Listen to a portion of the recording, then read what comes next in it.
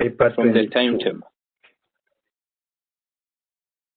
Oh, this is room C. This is room C. Yes. Oh, I got into a different room. Yeah, so I think you're supposed to be in room B, isn't it? No, the timetable shows room C. Room C. Paper 22. Okay. Yeah, the first paper I have is paper 37. I'm looking for paper 22. Paper 22.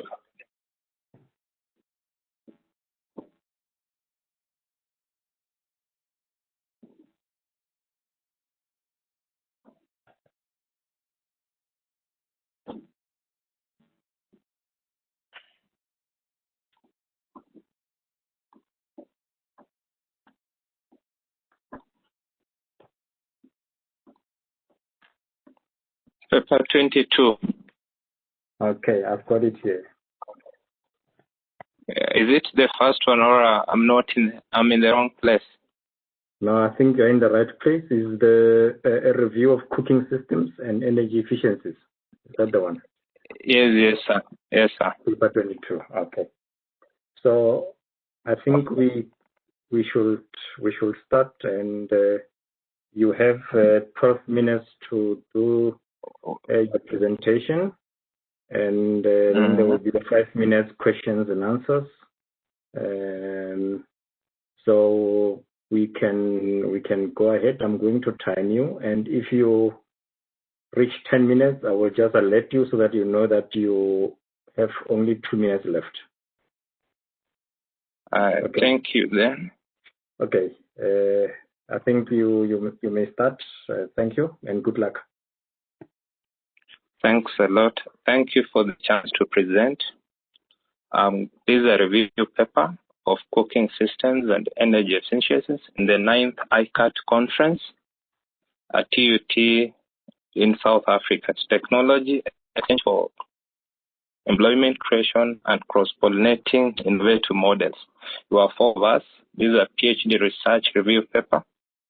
Hesbon, Willis, Franklin, and Daudi from the Department of Energy Technology, Kenyatta University in Kenya. Energy is very important. It helps to make food soft before we eat it. But the demand in the world for energy is very huge, and also it is untenable.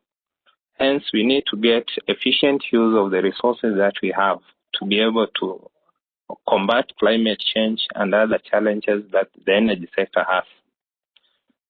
The major objectives for this review paper was to look at the various cooking energy systems, and out of them to be able to find out the gap and how they are distributed, the gap for how you can improve and use the cooking energy efficiently. Under the methodology, 200 journals were downloaded, and then using the key search words, but 40 of them were selected, and those which were selected for review brought the following results. As you can see in the table, we have a cooking energy tree diagram where we can see several classification and branches of cooking. As we can see, cooking energy, on one side, nuclear can power, but in the end form as electrical energy. Then we come to the fossil fuel, which we can use directly as LPG, kerosene, and also coal. But also, we can convert it to electric energy to support cooking. Then on the major part of the renewable energy, we have the geothermal, which we can use directly as steam or electrical energy end form to be able to support cooking. On the other branch, solar energy can be used directly, like in the solar parabolic cookers, or solar energy is the father of other renewable energies. And also can be able to get wind, hydro, get electric out of it, support cooking. Biomass is the chief one. Is the chief cooking method. And as we can see, we can use the solid form, which is firewood, which is commonly used in Africa, or carbonized or uncarbonized pellets or briquettes or charcoal. Or we can convert them to electrical energy to support cooking. Then there's the gasifier gas through thermal cracking or biogas, or anaerobic respiration for biogas, like we saw yesterday in Maninkaland, and also methanol and ethanol, like the case of the Swedish and the Brazilian markets, which can also be able to power cooking. Below here is a map of Africa where we are able to see how biomass use, which is common, how it is distributed. You can see in the subtropic Africa, it is more green, which means that over 50 to 75% of the where it is deep green is over 75. They rely on biomass to cook. But you look at the northern part, partly Arabian, they have very low use of biomass, partly is a desert, and also they have a lot of gas, and they are in the oil-producing countries, so they tend to help themselves in the Arabian country. They use LPG to cook most of the time. And down in the south, South Africa also has little biomass cooking, because as we are going to see below, we'll see which is the chief energy they use to cook. In sub-Saharan Africa, biomass accounts for 90% of our household energy use, and in the total country, it is around 40% of the total energy use. So you can see that resource, how huge it is. Hence, trying to improve the efficiencies and using it properly will reduce our energy need. Then 80% of the energy used in sub-Saharan Africa, in most countries, it comes from biomass, either directly or indirectly. Then there is deforestation, which, as we understand, is an endangering and leads to food insecurity. About 3 billion people in the world face non-clean access to unclean cooking. Hence, 2.1 billion are in Asia, where 780 of them million are in Africa.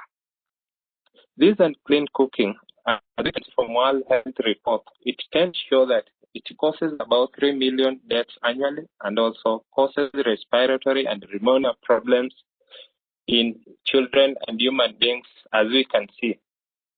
We can classify fuel into 3 classes in terms of cleanness. There is the clean one, which unclean, clean, and cleanest. Under the unclean, they tend to go in complete combustion and produce fumes, even fine particulate matter. For example, fuel, wood is there, cow dung, and the rest, kerosene. Then under clean cooking, they're a bit better because they undergo partial complete combustion, but they also have, depending on the air available, they have fine particulate. For example, stoves, improved cooking stoves, biogas, and fuel, they tend to improve combustion, but at some cases, they don't achieve it completely. LPG looks to be clean, but under critical cases, it produces fine particulate. Then under the cleanest, we have solar, electrical, and hydrogen. Hydrogen combusts but produces water. Solar does not support combustion, but is only available during the day. Electrical is a common form of cooking. Below is a table of graphs, like selected African regions cooking fuels. And as you can see, blue is for electrical cooking and green is for biomass cooking, both urban and rural. As you can see, South Africa under urban has over around 80% electrical cooking and rural over 60%. But look at the biomass cooking in the East, Central, South, and West Africa. Under urban, it is over 60%, and rural, it is over 80%, showing exactly that there is a lot of dependence on biomass, which, as you can see the pictures here, like the lady there, there's a lot of indoor house pollution, and the trails, you can look at the deforestation, the way they take a lot of time to fetch firewood, 2 to 3 hours, then the efficiencies of cooking are below. Here are the examples of clean cooking. We have the solar parabolic, which you use in refugee camps, and then there's electrical, which is the best end form, and that end form can power other sources. Under the efficiencies, we found that the traditional cook stoves from the literature takes 10%. Then there is improved, which does 23 to 40%. Then gas cooking 46 to 40 to 60%. Electrical resistive 75. Electro induction 90. It's slightly better than the resistive because heat is generated on the vessel side, unlike the resistive where heat is on the cooking side, heat supply side, and then it has to undergo the challenges of heat transfer. Then, as you can see, cooking, some traditional cooking ways are very complex to cook. So people may adopt new ways, but they may go back to cook the best traditional meats. And also induction cooking has limitation on the vessel. But boiling is the chief energy user, as we can see from the literature, especially boiling for long. There's that continuous release when we cook. And that continuous release, sustaining that steady state, you need to input a lot of firewood to be able to sustain that. And that is the major challenge which, if we work upon it, we'll be able to reduce. Pressure cooking has tried to achieve that, but despite containing that steam, that containment, there is convection on the walls and the sides, and there's occasional steam release during the whistling. So it helps to cook, but then it is not optimal. Electrical cooking has improved much, but there is also, it's for small scale families. And it is trying, but the research equation and the content, rarely they are published online. So the gaps for improvement in this case is trying to contain even the steam that escapes occasionally is a research gap, which this research intends to address. Also, use of induction cooker, which is better than the resistive, to generate heat on the cooking vessel side. And also trying to insulate will help to improve some efficiencies, like the cases of the fireless cooker. And the Rockwool Jiko, which we use in Kenya, has also improved a lot. And automating the pressure sensor to ensure there is total no steam release using Arduino is part of what the research is going to address. This is the research gap which was found and now is being worked upon. Electrical energy supplied, heat energy developed, then the losses in the induction, which are very minimal. But now, most research has been done on the heat supply side, but the cooking vessel has been neglected for long. That is why we need to radiation and convection, which are powered by electrical. We want to try and insulate the side and the top of the pressure cooker. Then the steam loss, which will contain through automation, side that we try to find the closest energy that is really needed in cooking food. And out of that, we can try to apply that in this industry. The government of Kenya has a free school lunch program to encourage school-going children in rural areas. And out of that, most of the staple food that is cooked is githeri, which is dry maize and beans, which are very hard to cook. They consume a lot of biomass, cooking from 4 or 5 hours throughout the day, trying to make them soft for the students to eat, as you can see. And the student they cook for is 100 to 1,500 students. So most of the pressure cooker, they may not manage that. And out of that, we spend a lot of biomass to cook. So this research is trying to model out a situation to look how much energy is really needed. And then try an industrial application where we can make larger pressure cookers which can be able to serve students from 100 to 1,500 students capacity. If we substitute this in most of the regions, we'll be able to achieve a lot of forest saving. And Kenya is one of the endangered countries semi-arid due to less 10% forest cover. Working with the induction cooker. Yes, sir. You've got 2 minutes to go. You can go ahead. 2 minutes to go. Thank you. Yes. Electrical cooking is one of the best methods, as we have found, recommended by WHO, and most developed countries, they rely on it. Then it has a double effect in combating climate change, in that we don't cut trees to be able to cook. So trees will be there to capture carbon. And also on the other side, when our cooking does not emit carbon dioxide, so it has a double effect in combating climate change, which is the best. Then if our resources which we have in Africa, which are plenty clean, renewable energy resources, wind, solar, other electrical forms, they can be able to power it, and there are plenty in Africa. So combining it with pressure cooker and automation can be able to achieve a lot in terms of energy improvement.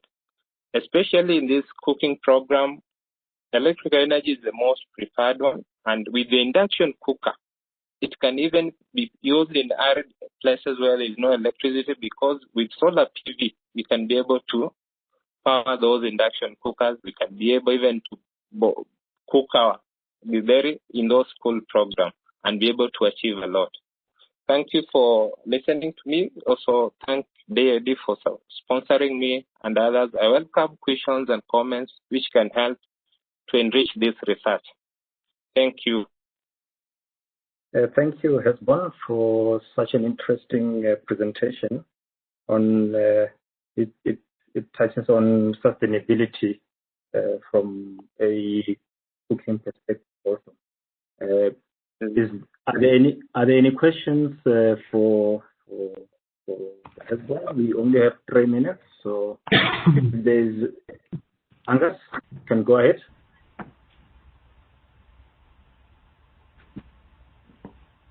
I'm not going to be presenting. It will be Ashton that will be presenting the paper.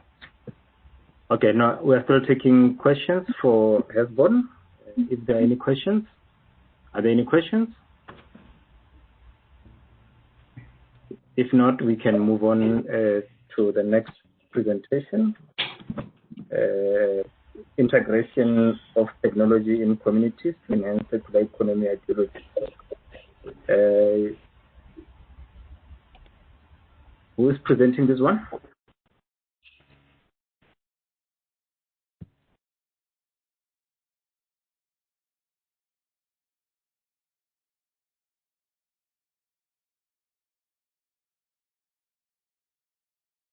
Are the presenters of paper 33, integration of technology in communities to enhance circular economy ideologies? Are they here? Mr. Nyoni, Mr. Masibinu, Ms. Zenzile, or Mr. Aderia? Zenzile is here? Zenzile is here, and I'll be presenting.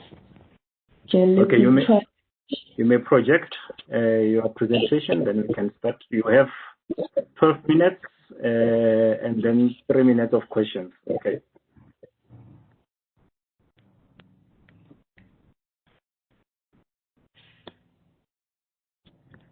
Okay, can you see my screen? Yes, we can see the screen. Okay. Okay, great. Good morning, everyone. My name is Zenzile Rasmani. I'm from the University of Johannesburg. Today I'll be giving a presentation on the integration of technology in communities to enhance circular economy ideologies through waste to energy activities. That's a bridge approach. I'll just briefly take you through the presentation outline. It will entail the introduction that will look at the background of circular economy. It will further go to the technology station, the mandate, the approach that the technology station is using, the elements of the technology audit looking at the personal model, the project implemented by the technology station with the aim to enhance circular economy ideologies. Last but not least, conclusion, the current work and the future work. Circular economy, often referred to as circularity, is an economic system aimed at promoting zero waste. It is a system that promotes regenerative approach, which is in contrast to the traditional economy, which has a take, make, dispose model of production. A typical example of circular economy is reusing old bricks to build a greener future. There is a company called Dunley Marston, which makes old bricks, which had a desire to prevent resources of natural bricks from being wasted. It is a large-scale clean tech production company with a patented technology which ensures the building waste can be reused without use of chemicals. The old bricks are collected, cleaned with the vibration technology, and manually checked and finally stacked by the robots before sent to a new site. This whole process saves about 95% of energy otherwise used to manufacture new bricks. This method of reusing old bricks is a perfect example of circular economy, passing the resources of one generation to a new one. Moving towards a circular economy could deliver benefits such as the reduction of pressure of the environment, improving security of supply of raw material, increasing competitiveness, stimulating innovation, boosting economic growth through creating of jobs. Again, if you look at common practice, most systems and products are designed and manufactured using a linear economic model. As I said, it's the take, make, and dispose model. There are no plans made for restoration of the product or material in use. The effects of global warming have pushed for alternative use of fossil fuels, limiting the use of material which are not biodegradable. As the population increases, the demand of natural resources to provide daily necessities, mainly energy, has increased as well. So the use of alternative energy sources, which are pro-circular economy, commonly called renewable energy solution, has been limited. There are seven key elements of the circular economy, which is the design for the future, the incorporated digital technology, the preserve and extend what's already been made, to prioritize regenerative resources, recognizing waste as a resource, and rethinking of a business model, and collaborative create joint value. That's looking at the recycling of material, designing for use, as I've said, bricks made out of plastic or sand, waste management application. Then we have energy generation, looking at wind, solar, hydroelectricity, biogas from organic waste, pyrolysis, waste heat recovery from landfill side.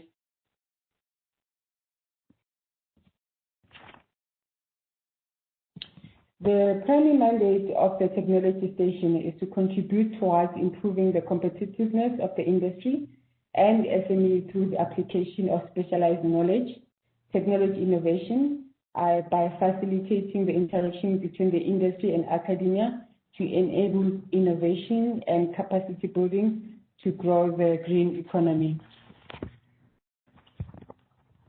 The technology station established in 2010 is a prime example of a technology station that delivers innovation, technology transfer, and capacity building through applied research and development. The UJ PIT station is funded by the Technology Innovation Agency, which is the agency of the Department of Science and Innovation to fulfill its mandate. It promotes cross-disciplinary knowledge transfer that supports the development of the green economy by building relationships with other universities, developing network within UJ and the South African National System of Innovation. Our focus as a technology station is on the process optimization, especially in the energy and environmental sectors that support Industry 4.0 business strategies. In the energy sector, our focus is on the energy efficient and renewable energy solutions, waste to energy conversion, microgrids, energy storage, supported by data-driven decision making, and Industry 4.0 business process optimization. And in the environmental sector, our focus is on waste utilization and optimization, air quality monitoring and management, with water quality and waste source management in distribution system, and water purification.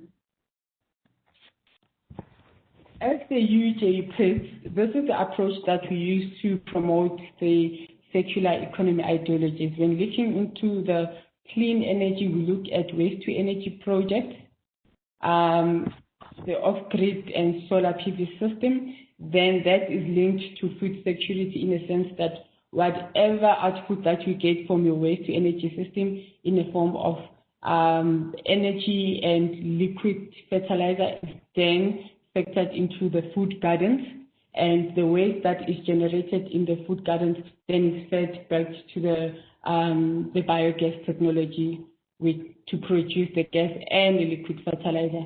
Then that closes the loop of zero waste, where it gives more benefits to the technology itself, and the technology is clean, and from that you get liquid fertilizer that will then promote food security. And then from that we looked at farmers or food producers in terms of transportation. We then looked at non-motorized solutions. As UJPIS, what we've created are e-bike tricycles that will allow farmers to transport produce locally by using the tricycles, and then that is then also fit into the skills and community development. We have a lot of training under waste to energy, food security, and clean transport. In so doing, looking to create more jobs and awareness, promoting economic activity around communities.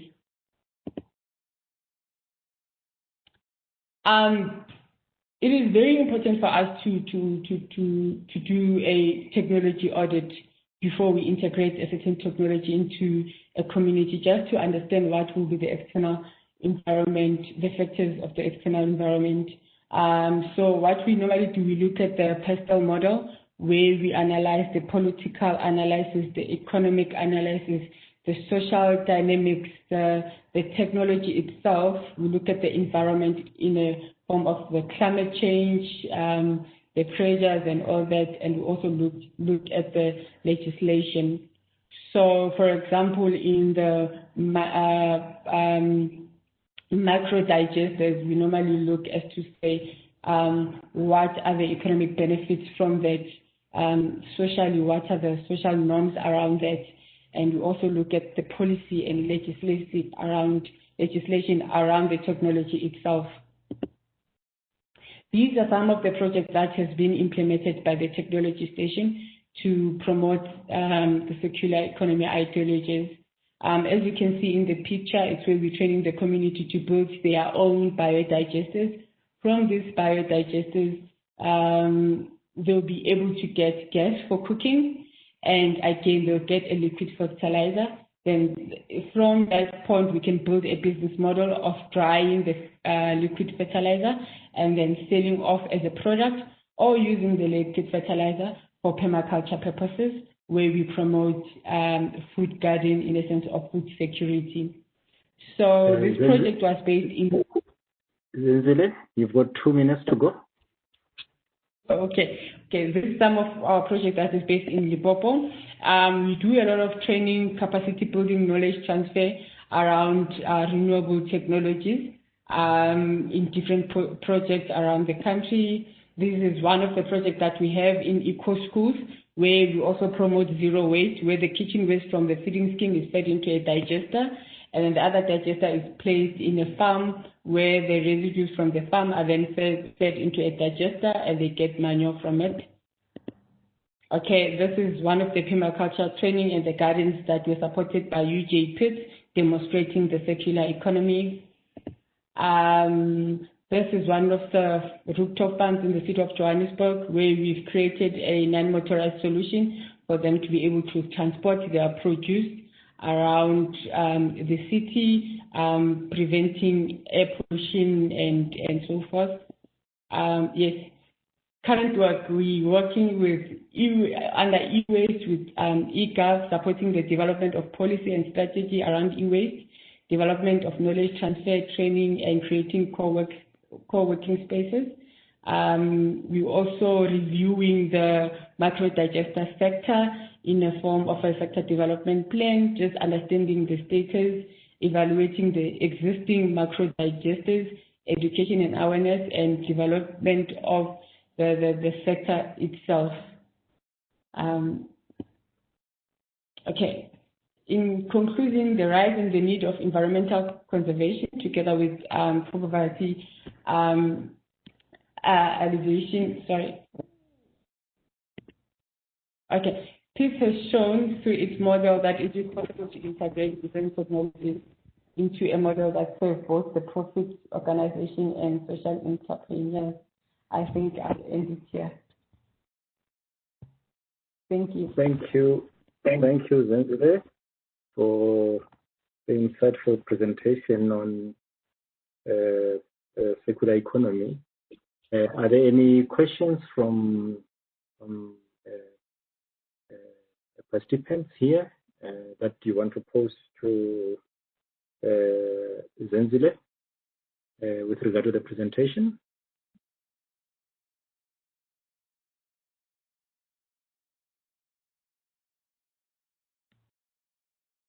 Any takers? Maybe let me ask a question. There's a question from Katakani. Oh, sorry, I didn't. That's a mistake. Sorry. Oh, all right, that's fine. Zenzile, just for interest sake, the picture where you were speaking about the Johannesburg rooftop, there was a bicycle there. Is it that that particular cylinder? Is it a hydrogen powered, or what is happening there? No, that's an electric bike. That's electric. Okay. All right. Okay, no, thank you. Thank you, Zenzile, for the insightful presentation. We will then move to the next presenter on the investigating the effect of yeast on anaerobic digestions of cow dung. Who is presenting that? I think a colleague of mine was supposed to present because I'm attending two conferences at the same time. But okay. I don't know. But they have sent through their presentation with an audio.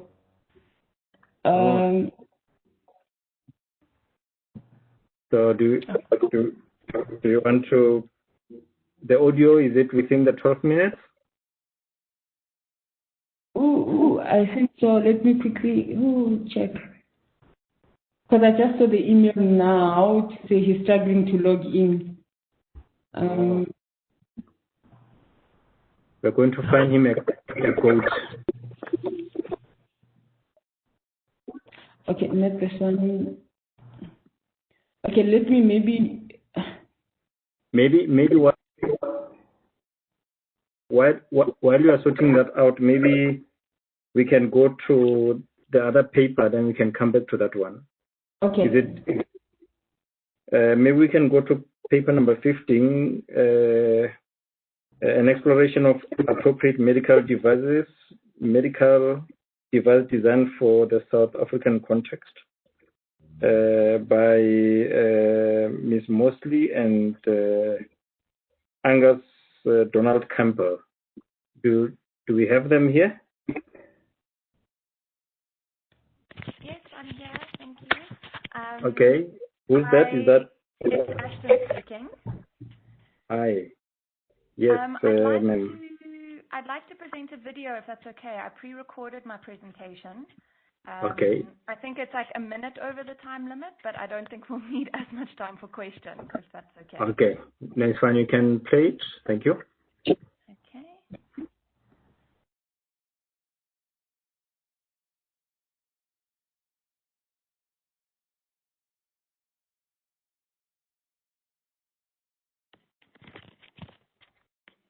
Just want to know, can you guys hear me still? Yes, we can hear you. Okay, I'll press play. Just let me know with a thumbs up if you can hear the sound, please. Okay.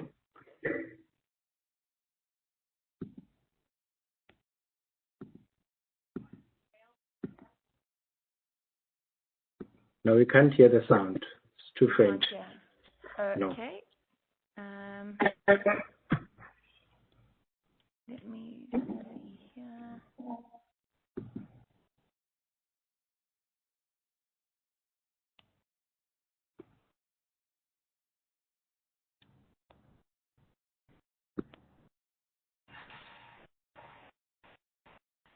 Afternoon. My name is Anton Jugunamazeri from University of Johannesburg. I'm presenting colleagues Zelda Bokeka and Professor Daniel. Concerns along the world faces include the depletion of natural resources, imbalance in the ecosystem, the risk of human health and environmental considerations. Aerobic digestion presents an opportunity to minimize these concerns, but to provide biogas for heating, cooking, as well as fertilizer for agricultural purposes. The main driving force behind the production of biogas through anaerobic digestion is preservation of pollutions, energy productions, and agriculture use. Biogas is energy-rich gas which contain methane and carbon dioxide. This gas is formed by anaerobic decrease.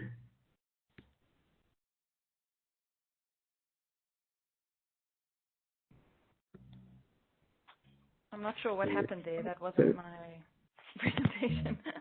Yeah, I think it was Zenzile. I'm not sure. Oh, sorry. Were you presenting now? Because there was an audio that was playing from, I think, your colleague. No, I was looking for the presentation. So sorry for disturbing. Okay, Ms. Mosley, back to you. Sorry for that.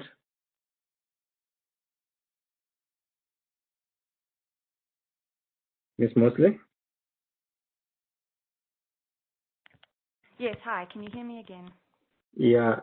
Could you try maybe to, play it again, and maybe this time the audio will be fine? Okay, let me just double check. I think I need to...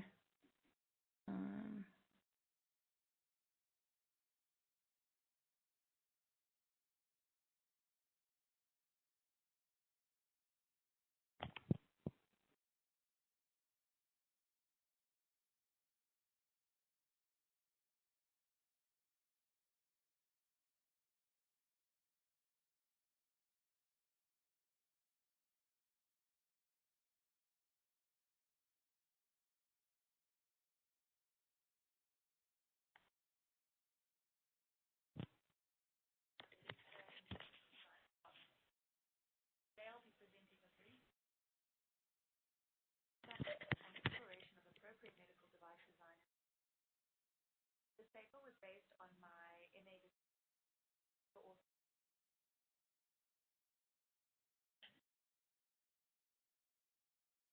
environments that are designed to have the ability to enhance operational efficiency. Medical devices are essential for the successful delivery of almost every form of health and form a large part of what constitutes a hospital environment. While many steps have been taken to improve the hospital environment, little to no literature on the importance of device design or its effects on the hospital environment. The medical device industry is one of the fastest growing and dynamic sectors of the global economy. And despite rapid progress within the development of technology, the fact that medical device innovation is mainly targeted at high resource context means that the majority of the world's population lack access to medical devices that are appropriate for their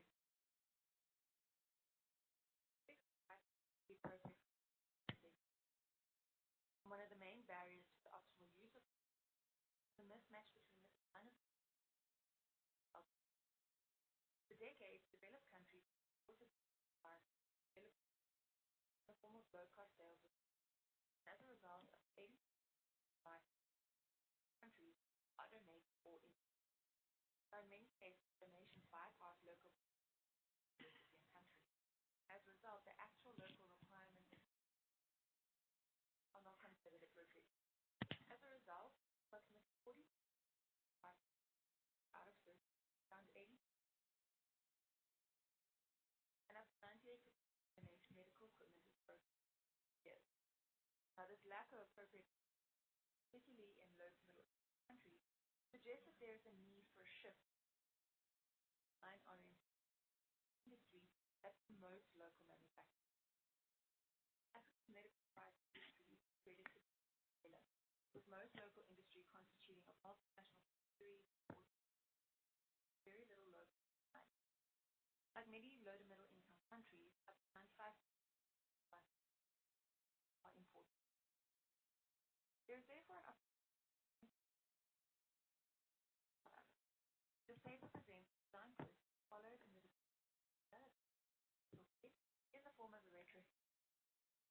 purpose of this paper and the broader MA design research was to share appropriate local design strategies to better enable local industrial design for perfect design outcomes.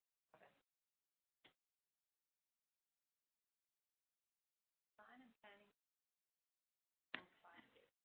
that's literature aim crafting a theoretical framework, designing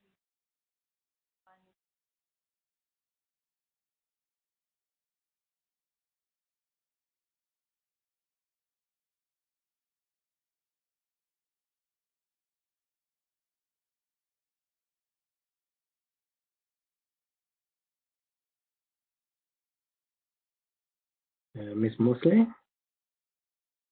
Yes, has the sound cut? Oh, okay. Let's see.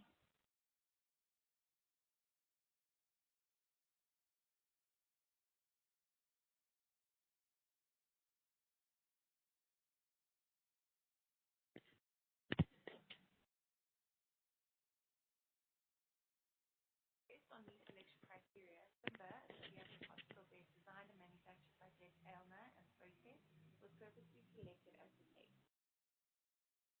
Bed forms the environment while a variety of pediatric available on the market, the bed most commonly found in South African wards is the design and overall cage-like remains the same as beds used. The cage-like appearance of most pediatric beds for big children logically disturbing microenvironment, and observations indicate that the outdated tubular construction acts as a hindrance to medical access to the child during respiratory procedures and creates various safety hazards. Aylmer set out to design an appropriate pediatric hospital that offered an alternative to these cold cage-like beds that he had observed. He aimed to improve product experience, stability, safety, by considering the needs and requirements of medical by addressing or improving aesthetics, material, durability, manufacturing quality, and audible properties. Once the rigor and credibility of this research, the study adopted the strategy of trying by data was gathered using multiple. Before conducting preliminary desktop research, to establish a overview of the case, as well as the South African medical device. In this case, the design and development of Simba was relatively undocumented, therefore the data and tools of the finally, to understand and accurately interpret the case data was compared to published literature of existing medical device models and this comparison is documented at the end of it. Provide a little bit more about the interview process. The study began with an introductory interview, overview analysis. After in-depth retrospections of the process over a series of 9 brainstorm sessions in 5 months. Once all data had been externalized, patients, team, and this took place in a 4-hour-long design session whereby all the pages produced over 5 months were condensed or summarized into a single page model through a spatialization system. It was interpreted and documented visual plan, a tabulated overview timeline, and a process control. These 3 points of view provided a various authors have attempted to visualize but describe medical. However, most of these diagrams speak to a linear process which fails to accurately describe loop turns and stop turn reality. Aylmer described what he called a plasmodial suit model in an attempt to visually depict how the design process and outcome are constantly changing as the designer operates within and is affected by influencing factors such as users, stakeholders, regulations, standards, and context.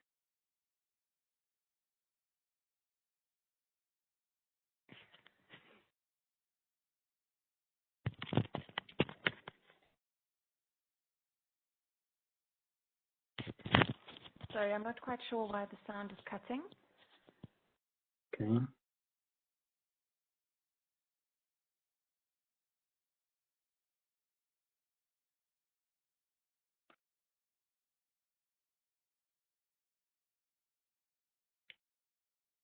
We're left with about 4 minutes.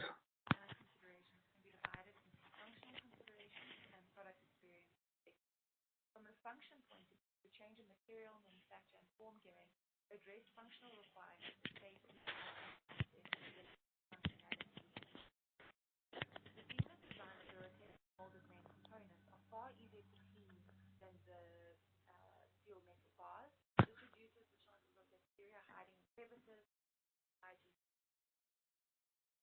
remotely operated cot sides are controlled using spring systems, allowing the user to in four safety configurations, locking properly into space, quickly and in an emergency. The spring system reduces strain on nurses while operating the side, prevents the risk of side. Unlike each cot side can be lowered, providing access to the patient from all sides, which improves the usability. Hospitalization is a horrible experience. Alma's primary concern was his goals were to reevaluating it. He also wanted to meet the needs of nurses so that they could feel that they've got products in their ward that inspire confidence. Simba's injection molded clear cot side panels provides a good while allowing patients to feel less. It also creates an environment in which a child parents, medical, and other patients. The soft forms and bright colors of the body bring life to create a softer, more comfortable environment. The high quality aesthetic of in space and pride in the product. Finally, the change of material from cold, hard metal to warm, soft, drastically tactile and audible quality.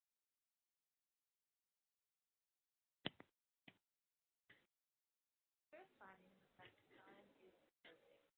When comparing Elmer's design process to literature, one can draw similarities as Module 6 model and IDEO's model of innovation, whereby innovation is achieved with balancing act of usability and desirability. Similarly, Alma's model depicts design outcomes that best serve as a compromise of all factors. It's interesting to note that Alma's process is linked to IDEO's description of design thinking, as this highlights that design and design thinking are fundamentals of design process, and not only a small component.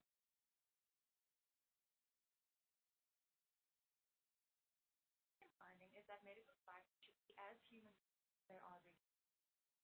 User involvement in the medical device process increases the likelihood of device safe, design, clinically effective, and appropriate for the fact that Simba project was led by an industrial evidence in the fact that the early phases focused mostly on desirability or concern, and only later were followed by market desirability.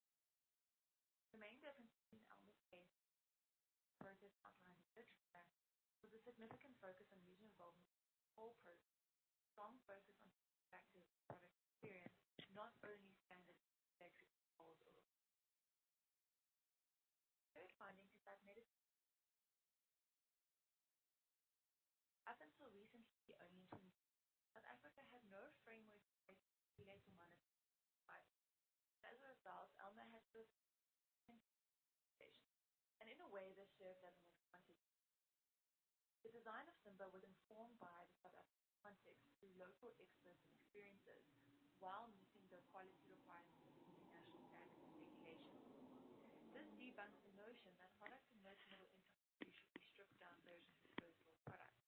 Furthermore, being suited to international context allowed for export, and Simba has since been exported and shown at international expos, showing that although this device is suited to the local context, it holds its own in the higher income countries. Final finding was the value of training. So Simba is manufactured locally. This allows for appropriate training, maintenance, monitoring, none of which are available within. The ability to maintain the product without waiting time for the space makes Simba far more appropriate than imported. The introduction of a new regulatory framework serves as an option. In this case study serves as an example of how medical devices be appropriate, but also benefit local manufacturing quality outcomes for a low to middle income context. This case study showed that for a medical device to be appropriate, it must be design-led, texturally embedded, locally manufactured, while meeting the requirements of quality or international, which in turn offers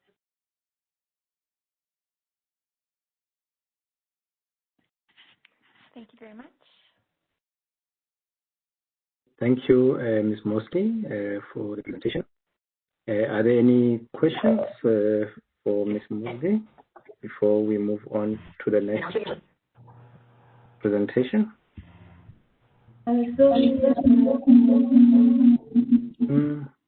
Yeah, we can hear you. Yes,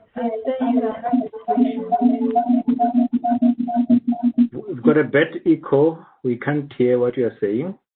Can you switch off or is your phone, are you listening on your phone and your laptop at the same time?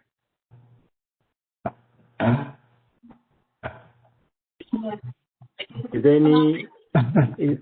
there any question so that we can move ahead? Actually, no.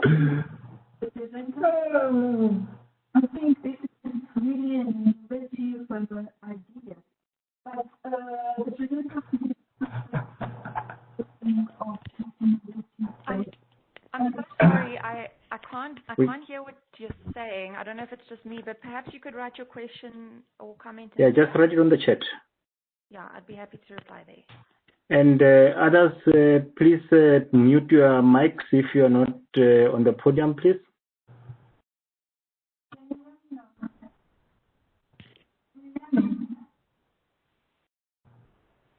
No, the sound is really terrible. I think rather just write it in the chat, and then I'm happy to respond there. Yeah, she can write it on the chat, and you can respond to it. Can you write it now so that we can move ahead? Thank you.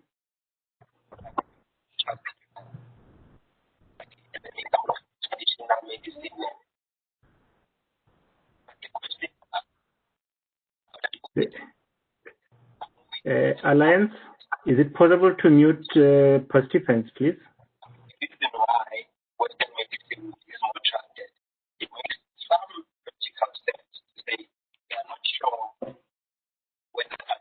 There's some. We can hear. Alliance, technical support, please. Can you mute all participants? We are hearing another presentation somewhere.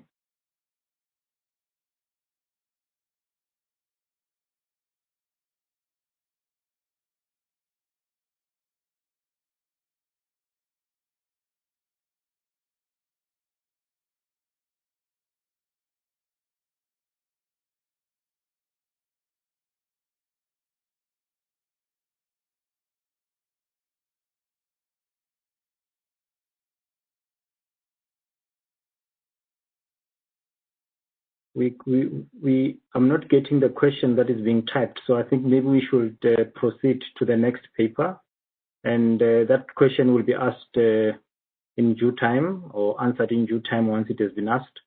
Can we go to paper number 30, titled Qualitative versus Quantitative Fit Testing of Two Commonly Used Respirators in Resource-Limited Healthcare Facilities? It is presented by there is Ms. Katekani, Martha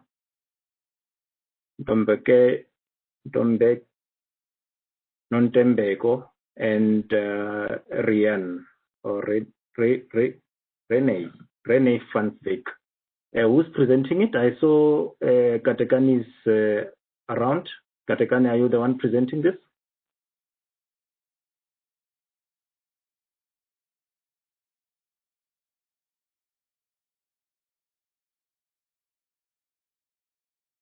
Katekani, are you the one presenting this?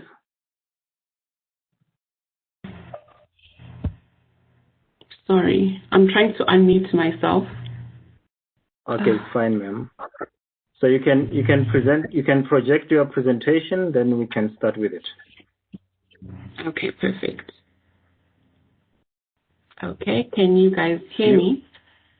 Yes, you have 12 minutes to do the presentation and 5 minutes of questions and answers. Good luck. Okay, good. Thank you. Thank you.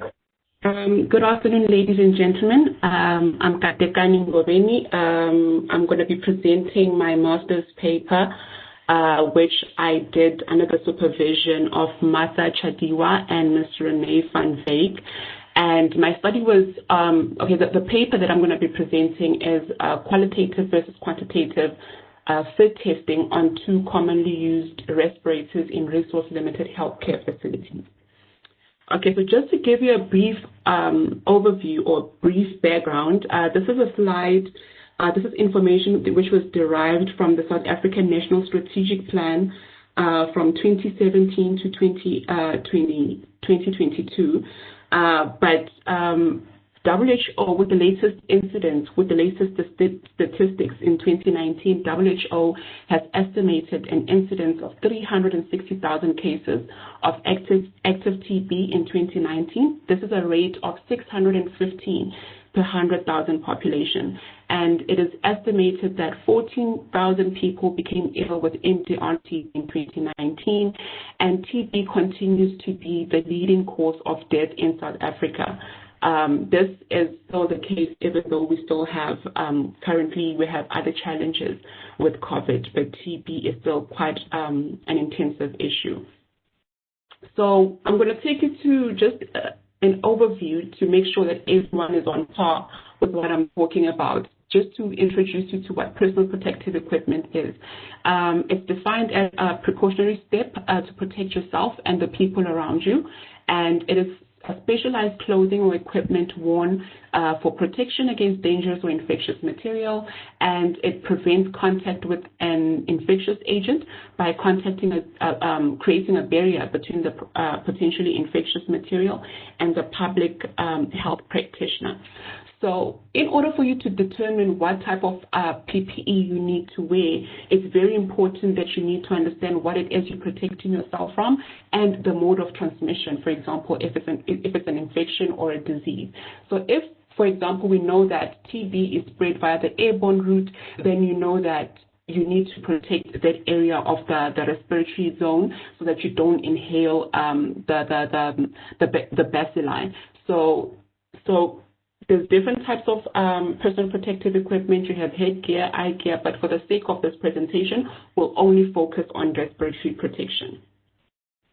Okay, so respiratory protection devices are generally classified into 2 categories, which are your air purifying respirators and your atmosphere supply respirators.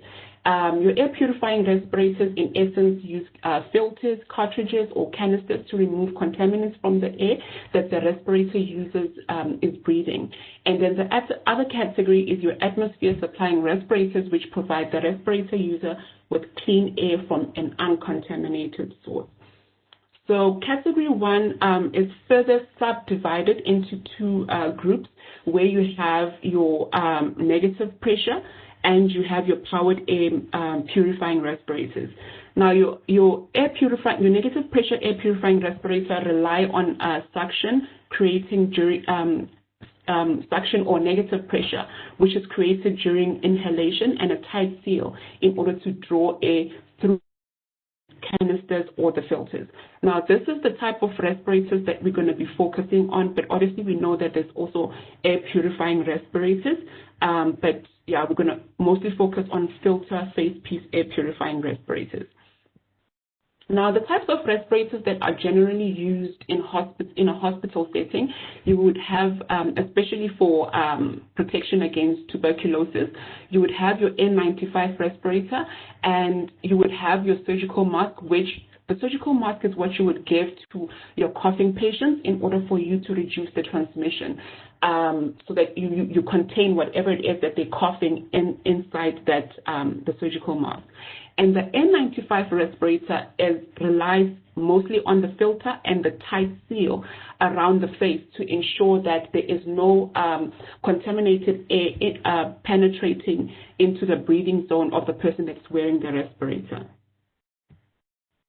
Okay, so the second category of respirators, just for information's sake, you have your atmosphere purifying respirators, and they are subcategorized into airline respirators, which don't require use to wear the air supply, and then you also have a self-contained breathing apparatus, which requires the user to wear the air supply. And these ones are mostly used in industries other than healthcare settings. So respirator fit testing is pretty much a method that you would do to determine if you want to use an N95 respirator, you need to know if that specific N95 respirator fits your specific facial features, because obviously we don't come with the same facial features, so it's not a one-size-fits-all type of mechanism. So you need to establish what is your specific type and a specific size of respirator that you should be wearing for a specific facial features. So we know that humans come in many shapes and sizes, as do respirators. So the ability of a respirator to form a satisfactory seal between the wearer and the contaminated environment may be significantly affected by these variables. A fit test is used to assess whether a specific type, model, and size of respirator can adequately fit a specific individual. So the respirator fit testing forms an integral part of a respiratory protection program, which you should have in place if you are using respirators. So just to give you the problem statement of my study, the importance of face piece fit testing has been highlighted for staff working in TB high-risk areas. However, occupational exposure to TB continues to pose a major health hazard for all healthcare workers throughout the world, especially in low-income and resource-constrained countries like South Africa. If type and size of a respirator that a healthcare worker uses does not match their specific facial features, potential for infection following the exposure to the TB bacilli might be increased. So traditional fit test methods, which are widely used as a basis for determining optimum fit of respirators, are not well explored to determine the best suited methodology for South Africa. So the methods that I used to do the study. The study was conducted in Gauteng province in Tshwane Health Districts in 2 hospitals. The Tshwane Health District has one of the highest incidence of TB and HIV in South Africa. So according to the South African National Strategic Plan of 2017 to 2022, this district is prioritized to ensure the scaling up of interventions to combat HIV and TB. So a convenient sampling method was used. All participants gave informed consent, and the Research Ethics Committee of the University of Johannesburg approved all aspects of the study.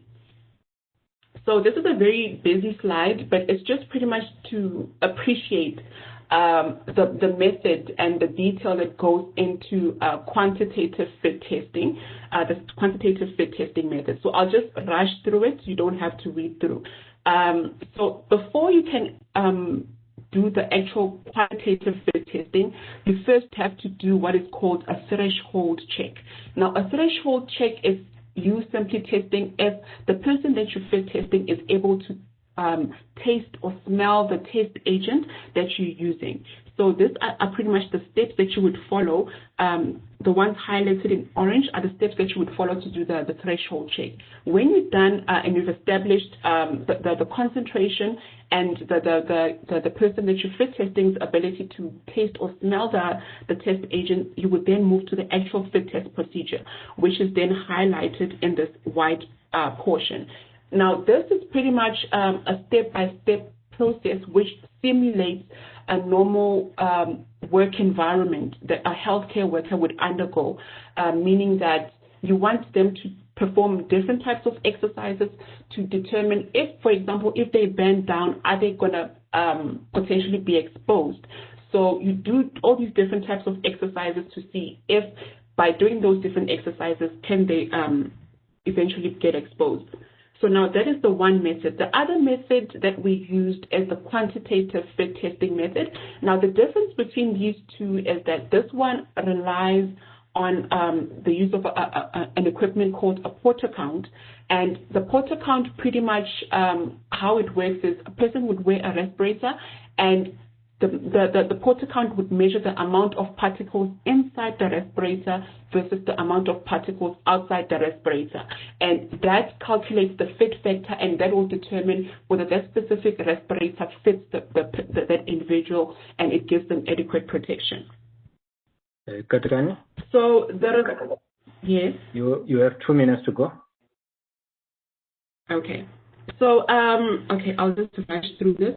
115 healthcare workers were recruited from the study, and all participants were from Tshwane district in Gauteng, as mentioned.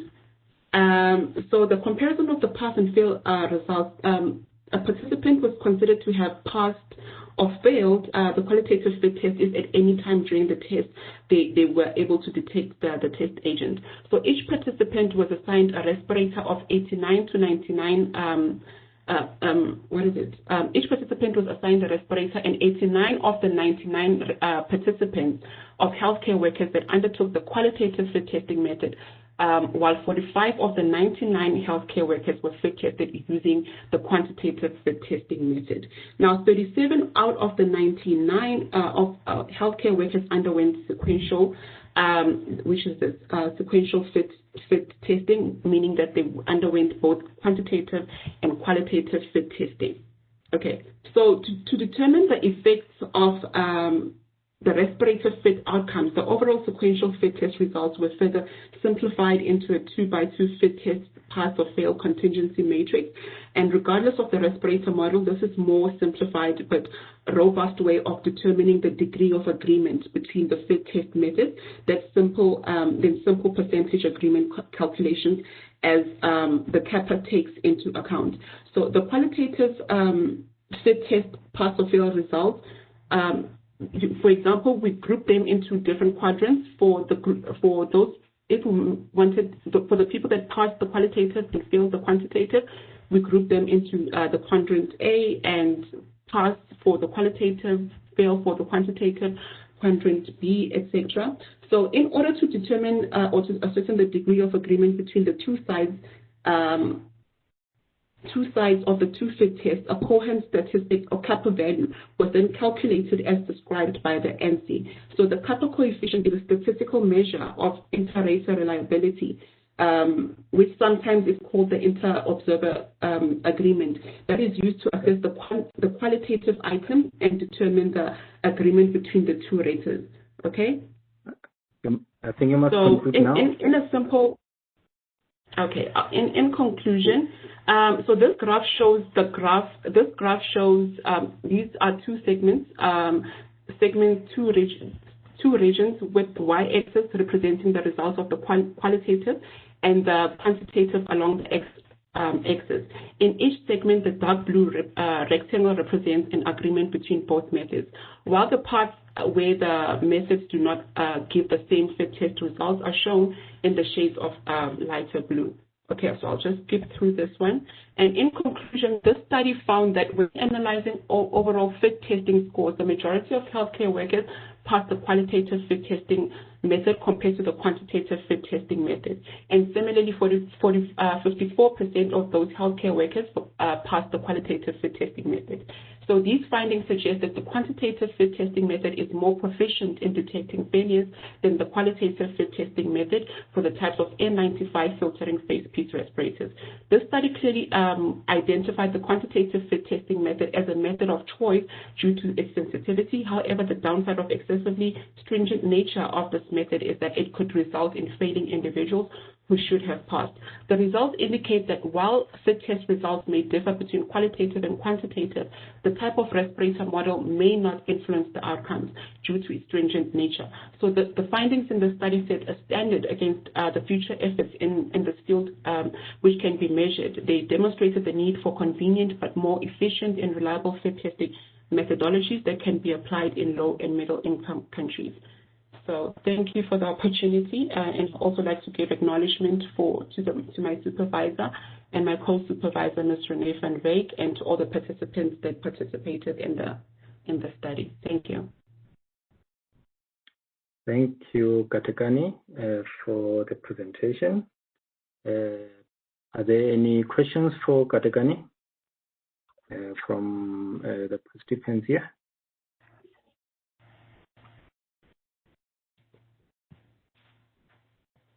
Any takers? In the absence of any questions,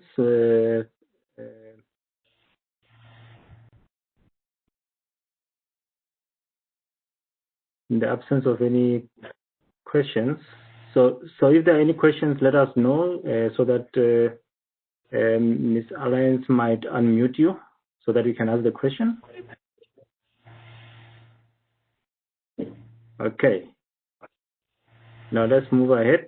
If you have questions later, just type them on the chat, and we'll make sure that they go to the person, then they can respond to you.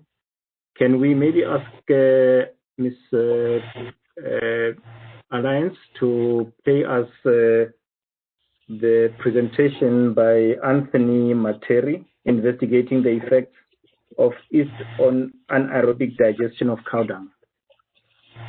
Ms. Alliance, are you able to play that one?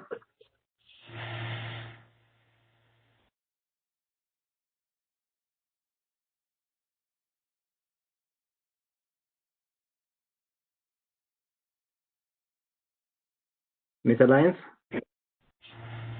Okay, thank you.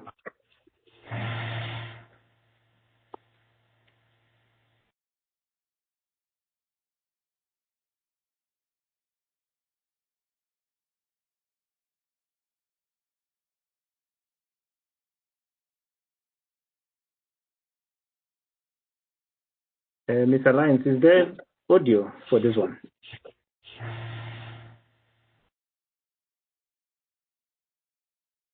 It looks like we don't have the audio.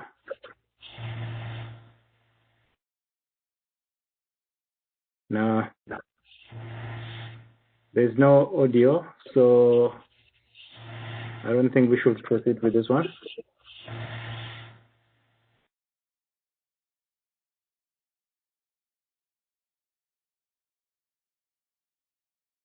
Alliance?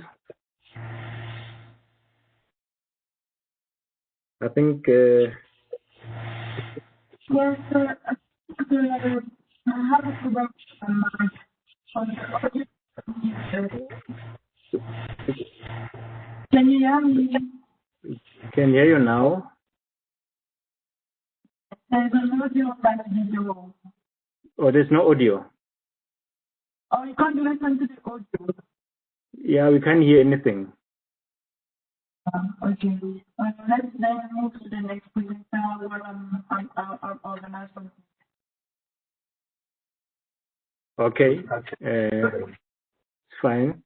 I think let's do paper 31, which is trip distribution analysis under demand uncertainty in freight rail operations by Robert Mishak and Lagoge. Who's going to present this one for us? Are they here?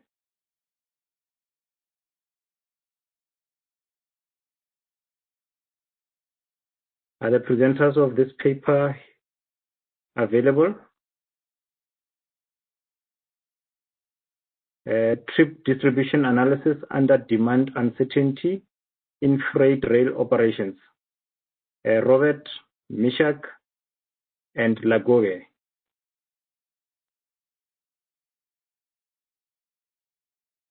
It looks like the presenters are not here. So in the Miss Alliance? Yes, sir. The presenters of the last paper, it looks like they are not here. So Ms. Zenzile will wish to share, so I'll allow her to share the presentation. or Ms. Zenzile will present it. Okay, you can share it. Thank you.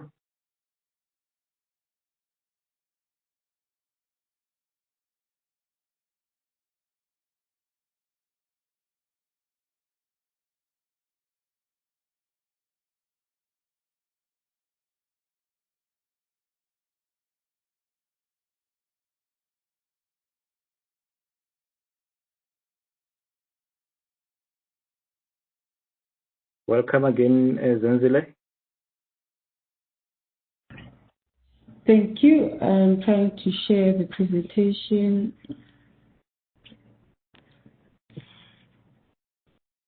Okay, thank you. So you know the drill. You've got 12 minutes to present and 5 minutes of questions and answers. You may go ahead. Thank you. Good afternoon. My name is Anton Juguna Maberi from University of Johannesburg. I'm presenting colleagues Zelda Bokeka and Professor Daniel on the research title, Investigating the Effect of Yeast on Anaerobic Digestion of Cow Dung. Concerns along the world faces include the depletion of natural resources, imbalance in the ecosystem, risk of human health, and environmental considerations. Anaerobic digestion presents an opportunity to minimize these concerns that to provide biogas for heating, cooking, as well as fertilizer for agricultural purposes. The main driving force behind the production of biogas through anaerobic digestion is preservation of pollutions, energy productions, and agriculture use. Biogas is energy-rich gas which contain methane and carbon dioxide. This gas is formed by anaerobic degradation of organic material such as animal waste, wastewater, food waste, and many other organic substrates. Anaerobic digestion is the process of taking down organic matter through the microbial association with the absence of oxygen. During anaerobic digestion, the organic portion of organic waste is broken down to small portions, which is the degregations and hydrolysis. And the first stage is the hydrolysis, which involves the breakdown of organic matter into simpler molecules in presence of water. The second stage is acidogenesis, which involves the transformation of simpler molecules into acids, and acetic acid, which is produced during the last stage, which is known as acetogenesis. The last stage is methanogenesis, whereby methane is produced and carbon dioxide with the respective microbials. Some of the factors that affect the anaerobic digestion, especially with the temperature, anaerobic digestion which occur with three stages, which is psychropheric, which is below 20 degrees, and mesopheric above 20 to 45 or 42, mesopheric above 50 degrees.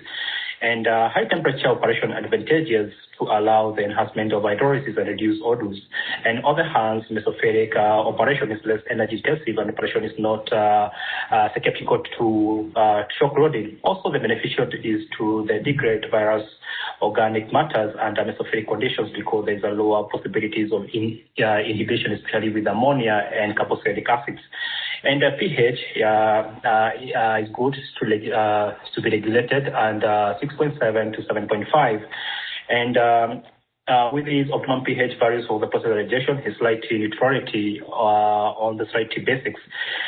And the substrate composition, cow dung itself has the optimum CN ratio, which range between 15 to 30. Cow dung has a very good buffering capacity, such as quantitative measure of its resistance to pH change, and the fact that it has a source of different microbials supplied with the microbial that are required for anaerobic digestion. And for yeast, is played an important role with sugar to produce carbon dioxide and ethanol. The performance of yeast is prohibited by natural fungus which may exist in plant material, medium chain fatty acids, and other common preservatives. And we've tested a couple of biogas sites that are presented on the pictures, and these are the samples we collected during the duration of our studies. On the experimental procedures, the physical-chemical characterization method was used to determine the moisture content, total solid, volatile solids, all the substrates. And biomembrane potential test was carried with the MPBS2, which is a bioprocess apparatus, which is presented on this figure. And the BMP test was carried out using a batch digesters at a temperature of 37 degrees. The substrates were divided to three portions, which was cow dung alone, yeast alone, and the digestion of the mixture of cow dung and yeast. And the inoculum used during the experiment was extracted from the active biogas digestion at 7 degrees, and the digestion process was analyzed based on the volatile solids and other chemical oxygen demands, which is a COD. And the headspace volume for the digester was kept at 100 millimeter ml, and assume methane content was percent, and carbon dioxide was scrubbed using the sodium hydroxides before passing for correction under downward displacement method and registers of the computer. Some of the results. which is the biomethane potential test using cow dung alone. As we could see in the graph, the digestion for cow dung alone ran for approximately 23 days, which is the head-on digestion time. Shorter lag phase was due to activation of the supply with the inoculant, and biogas produced from the sample containing cow dung was 364.29 ml of biogas according to the VS, and for the inoculant, the volume of biogas was 157, which was minus from the main biogas produced. Since the concentration of methane was assumed to be 60%, the volume of the methane produced was 218.54 natural ml of methane to VS, and 64 for cow dung and inoculant samples representative. And on the potential test of biomethane for the East alone, biogas volume was 678 ml, which is above the cow dung, and on this experiment, the concentration of methane was assumed to be 60%. Hence, from the yield of biogas produced, the volume of methane produced for both samples were 407.2 of the methane per VS and 402 of the methane per VS again, respectively. And the accumulated biogas increased repeatedly for the first 7 days, as you can see from the graph, and hence the slope of the curve was slightly steep. And after that, the biogas produced increased slowly with the growth of microbial and exponentially when the nutrients were depleted. This implies the digestion of the yeast occurred very fast within a few days of anaerobic digestions. And on the biomethane potential test for the cow dung and yeast combined, an increased trend for accumulated volume of biogas can be observed. And there is also potential that the maximum volume of biogas produced was 604 ml, which was produced from the mixture of the yeast of 15 grams. In addition, the curve for the yeast of 15 grams showed that the digestion process ended up after 12 days. And the price that the yeast was used during the first 12 days period, the curve represented the accumulation amount of biogas produced from the mixture of the cow dung with 15 grams, show that anaerobic stopped at 12 days as well. And therefore, it could be it produces biogas anymore. It can also be observed that more is added to the mixture. It can only be observed that the more yeast was added to the mixture, the quicker the anaerobic. And on the monodigestion and co-digestions of the substrate on the methane production, digestion of cow dung alone produced high yield of biogas compared to other substrates, followed by the mixture of cow dung and 15 grams of yeast. The reason is the proper mixture of nutrients, optimum CN ratio, optimum pH maintained, and the distribution of nutrients to microbes. The more yeast was added to the cow dung, the earlier the digestion process ended, and the mixture produced. And the maximum biogas produced was observed on the second day of anaerobic digestions for all the experiments. The addition of yeast to anaerobic digestion of cow dung improved the yield of the biogas, with the optimum yield occurring at 1.2 ratio of yeast. And I want to acknowledge the following: University of Johannesburg, TIA, which is Technological Innovation Agency, and the Process Energy and Environmental Station, which is UJP. And thank you for presentations and any questions. Thank you, Zenzile, and your colleague for the presentation. Can I take any questions from participants?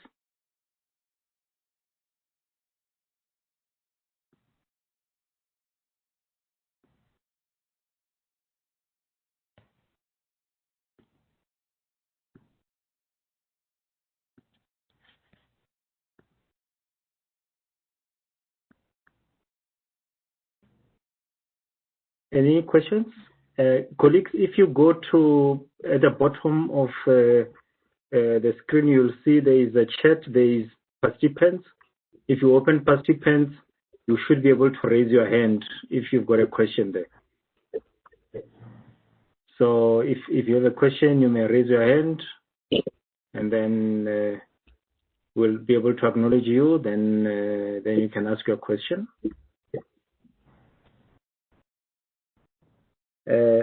Yeah, I think that the presentation was quite interesting. It's more on the chemical engineering side, but also talks to sustainability in terms of using cow dung to produce, energy. So, is there any any question? If not, I'm going to try to get the last paper, which was trip distribution analysis under demand uncertainty in freight rail operations. Are the presenters here? Robert, Mishak, and Laguge.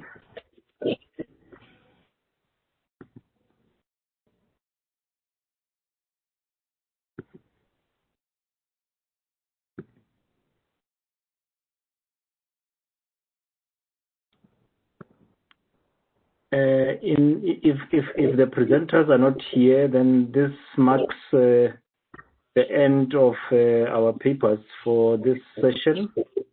That was supposed to run from 11 to 2 o'clock. Is there any presenter that I might have accidentally left out?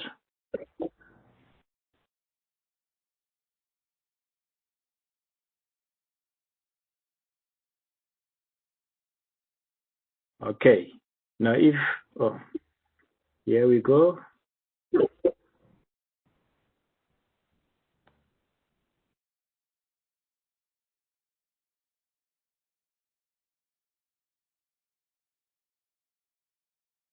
So there's a question from Daniel. I would like the presenter to discuss the possibility of automating the process.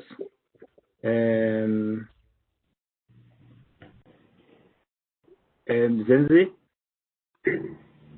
do you have any comments to that, Zenzi?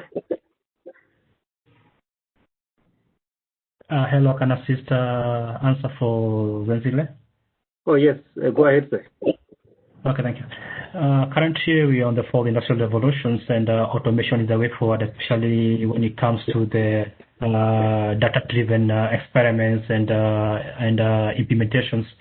And the one we did for the biomembrane potential test, it was automatic processes by itself.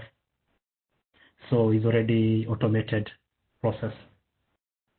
Okay, thank you. Dr. Danian, do you want to follow up with is it clarified, or do you want to follow up with another question on top of the previous one?